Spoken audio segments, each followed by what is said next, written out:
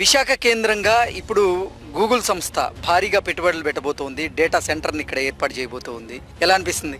Actually I'm very proud of being in Vizag.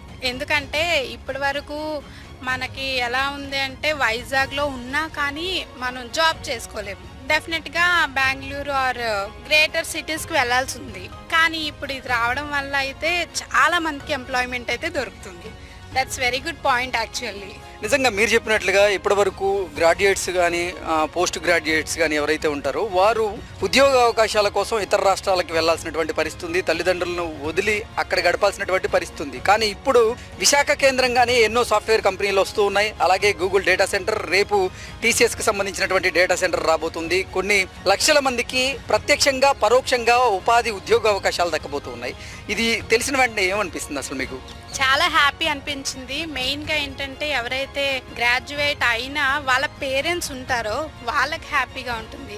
Okay, మా పిల్లలు ఇక్కడే ఉండి వర్క్ చేసుకోవచ్చు అని, అది ఒక పాయింట్. నెక్స్ట్ వాళ్ళు కూడా ఫ్యామిలీని లీవ్ చేయకుండా హ్యాపీగా వర్క్ చేసుకోవచ్చు. ఇన్కమ్ కూడా సేవ్ అవుతుంది. అంటే ఇప్పుడు నిజంగా ఈ 15 నెలల కాలంలో చూసుకున్నట్లయితే రాష్ట్రానికి 12 లక్షల కోట్ల వరకు పెట్టుబడులు వచ్చాయి. ఆ 12 లక్షల కోట్లలో కూడా 6 లక్షల కోట్లు విశాఖ కేంద్రంగా పెట్టుబడులు వచ్చాయి. కేవలం డేటా సెంటర్ల రూపంలో 300 కోట్ల రూపాయల మేర పెట్టుబడులు అయితే వస్తూ ఉన్నాయి. ఎలా అనిపిస్తుంది? చాలా బాగా అనిపిస్తుంది సార్. ఎందుకంటే ఇన్వెస్ట్మెంటే రేపు మనకు అది 1000 టైమ్స్ ప్రాఫిట్ అవుతుంది. That is very good point. And Visakhapatnam చాలా బాగా అభివృద్ధి చెందుతుంది.